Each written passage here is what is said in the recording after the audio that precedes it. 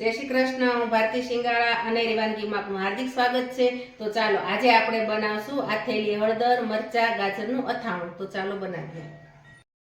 તો આપણી જો અહીંયા આથેલી હળદર કરવાની છે એની બધી સામગ્રી અહીંયા તૈયાર છે। તો મેં અહીંયા લીધી છે 250 ગ્રામ હળદર લીધી છે। એમાં મેં આ પીળી હળદર જે આવે ઈ અને આપણે જે આંબા હળદર કહે છે સફેદ ઈ બે મિક્સમાં મેં લીધી છે 250 ગ્રામ। પછી અહીંયા મેં લીધું છે 1 વાટકી તેલ લીધું છે। તેલ આપણે સિંગ તેલ લેવાનું છે। જો તમે સરસવ તેલ ખાતા હોય તો તમે સરસવ પણ લઈ શકો છો। તો મેં આ 1 વાટકી સિંગ તેલ લીધું છે। અડધી વાટકી મેં રાઈના કુરિયા લીધા છે। મીઠું આપણે સ્વાદ પ્રમાણે। હળદર મેં 1 ચમચી લીધી છે। આપણે જે સૂકી હળદર આવે છે ઈ 1 ગાજર લીધું છે અને 3 મરચાં અને 1 લીંબુ આટલી વસ્તુ લીધી છે આપણે। અને આથેલી હળદર બહુ મસ્ત થાય છે। તો ચાલો આપણે આ હળદરને આપણે 10 થી 15 મિનિટ સુધી મેં પલાળી દીધી હતી। કારણ કે જો આવો ભાગ હોય તો એમાં આપણે આ માટી હોય છે, કારણ કે જમીનમાં થાય હળદર એટલે। તો આ હળદરને આપણે આ રીતે પલાળી દેવાની પાણીમાં અને પછી આ રીતે ઘસીને એને કોટનના કપડામાં બધી લઈ લેવાની, એટલે હળદર આપણી એકદમ ચોખ્ખી થઈ જાય અને માટી બધી નીકળી જશે।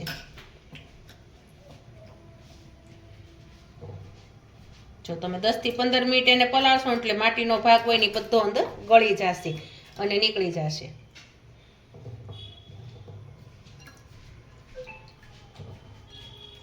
તો જો આમાં તમે પાણીમાં પણ જોઈ શકો છો કે આપણે માટીવાળું પાણી અને કચરાવાળું પણ નીકળ્યું હતું, આટલી આપણી ખરાબ હતી હળદર। હવે આપણે આને આ રીતે કોટનના કપડાથી ઘસીને આપણે એને કોરી કરી નાખવાની છે। અને શિયાળામાં છે ને આ હળદર આવે ને ત્યારે જ તમારે હાથી અને આને સ્ટોર કરી શકો છો। તો તમે આને હાથી અને સ્ટોર કરો તો આખું વર્ષ સુધી કાંઈ થતું નથી ને હળદર બહુ મસ્ત રહે છે અને ખાવાની પણ બહુ મજા આવે છે। તો આપણે હળદરને છે ને પહેલાં આ રીતે છાલ કાઢી નાખવાની છે। પતલી પતલી એની છાલ હોય એ બધી કાઢી લેવાની છે। અને જો હળદર છે આપણે એન્ટીબાયોટિકનું કામ કરે છે। તો હળદર તમે નાના છોકરાને ખવડાવો તો એને કોઈ દિવસ શરદી ઉધરસ થતા નથી અને શરીરમાં પણ બહુ જ સારી, અને તમારી સ્કિન પણ બહુ સારી થાય છે હળદરથી। તો હળદર તમે રોજે ખાશો ને તો તમારી સ્કિન એકદમ ગ્લો મારશે। જો પછી આ રીતે આપણે હળદરને લાંબી લાંબી ચીરું કરવાની છે, પતલી પતલી। જો આ રીતે તમે આમનમ તો હળદર બધા આથા જ હોય છે, ખાલી લીંબુ ને મીઠું નાખીને, પણ તમે આ રીતે આ હળદર આથેલું બનાવશો રાઈના કુરિયાવાળી તો બહુ સરસ લાગશે। અને એની હારે ગાજર એ સરસ આવે અને મરચાં એ પણ। તો જો આપણે કરી છે તો આ જ રીતે આપણે બધી હળદરને લાંબી ચીરો કરવાની છે, ગાજરને પણ આ જ રીતે કરવાના છે અને મરચાંને તો હું ચાલો કરી નાખું। તો જો આપણે અહીંયા આંબા હળદર અને આપણી જે પીળી હળદર આવે એ લઈ લીધી હતી અને એને એકદમ મસ્ત રીતે આવી લાંબી લાંબી ચિપ્સ કરી નાખી છે છાલ કાઢીને। તો તમારે આવી જ સુધારવાની છે એકદમ લાંબી સરસ। અને ગાજર અહીંયા આપણે લીધું હતું એનું પણ છાલ કાઢીને લાંબી ચિપ્સ કરી છે, અને મરચાં હતા એના પણ બીને રગો કાઢીને મેં આ રીતે ચિપ્સ કરી નાખી છે। તો હવે આપણે એને બધા એમાં મસાલો કરવાનો છે। તો મસાલામાં આપણે જે આ રાઈના કુરિયા લીધા હતા એને આપણે ખાયણીમાં નાખીને આપણે અચકચરા કરવાના છે। તો આ રીતે એને થોડાક દસ્તા મારીને અચકચરા કરી નાખવાના, ખાંડી નાખવાના છે। એને મિક્સરમાં પાવડર નથી કરવાનું, કારણ કે એમાં તો સાવ ઝીણો પાવડર થઈ જશે, એટલા માટે આને અચકચરા રાખવાના છે। તો બહુ સરસ લાગશે, આનાથી એનો દેખાવ સરસ આવશે ને સ્વાદમાં પણ બહુ સરસ લાગશે। જો તો આપણે અચકચરા થઈ ગયા છે રાઈના કુરિયાને। તો હવે પહેલાં આપણે હળદરમાં ગાજર નાખવાના છે, ત્યાર પછી આપણે આ લીલા મરચાં। હવે આપણે એની ઉપર આ રાઈના કુરિયા આ રીતે બધાય વેરવાના છે, એટલે બધા એમાં ચડી જાય।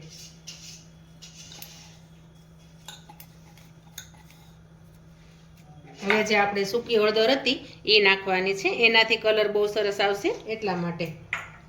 અને મીઠું છે તો મીઠું આપણે સ્વાદ પ્રમાણે નાખવાનું છે। તો તમારા ઘરે જેટલું ખારું ખાતા હોય એ પ્રમાણે મીઠું નાખજો।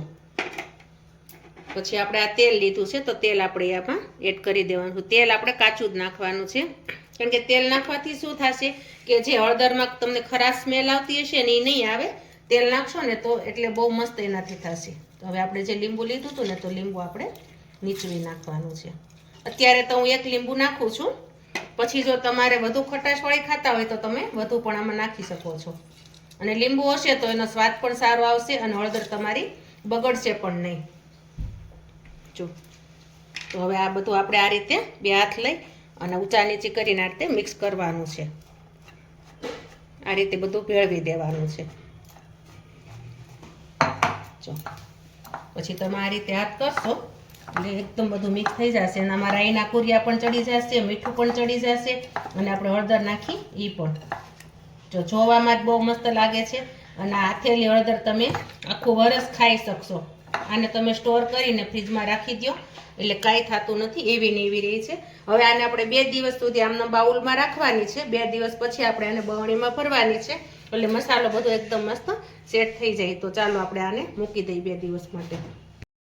તો જો આપણે અહીંયા લીલી હળદર, ગાજર અને મરચાંનું જે અથાણું બનાવ્યું હતું, આથેલી હળદર કહે છે એ, તો આપણે એને 2 દિવસ માટે રહેવા દીધું હતું એક બાઉલમાં. તો 2 દિવસ થઈ ગયા છે અને આપણે રોજે એને ચમચો ફેરવતા હતા એટલે એકદમ સરસ સેટ થઈ જાય. તો સરસ મજાનું સેટ થઈ ગયું છે આપણું અથાણું. તો હવે આપણે આવી કાચની બરણી લેવાની છે, એને ધોઈને તપાવી નાખવાની છે, પછી જ લેવાની છે. હવે આપણે એમાં આ અથાણું ભરવાનું છે અને આ અથાણું આપણે આખું વરસ રાખવું હોય તો પણ તમે રાખી શકો છો. અને આને સ્ટોર કરીને એ ખરાબ થતું નથી અને આ અથાણું ખાવામાં બહુ જ સારું છે, આપણી હેલ્થ માટે પણ સારું છે. જો ત્યાં લીલી હળદર છે તો એ તમે ખાઓ તો આખા વરસ તમે બીમાર ન પડો. તો તમે આ જરૂરથી બનાવજો અને આ નાના મોટા સૌને ભાવશે આ અથાણું. બજારમાં તમે લેવા જાઓ તો બહુ જ મોંઘું પડે છે, તો તમે ઘરે બનાવશો તો સસ્તું પડશે અને સારું પણ બનશે. આપણે ઘરે બનાવીએ ને તો એકદમ બધી વસ્તુ ચોખ્ખી હોય. તો જો આપણું અથાણું મસ્ત થઈ ગયું છે, બરણીમાં ભરાઈ પણ ગયું છે. હવે આને સ્ટોર કરીને મૂકી દેવાનું છે. આપણું અથાણું તૈયાર. તો જો આપણું આ ગાજર, મરચાં, હળદરનું અથાણું છે તૈયાર. તો તમે જરૂરથી મારી રેસીપી ટ્રાય કરજો. વિડીયોને લાઈક કરજો, શેર કરજો, સબસ્ક્રાઈબ કરજો. જય શ્રી કૃષ્ણ.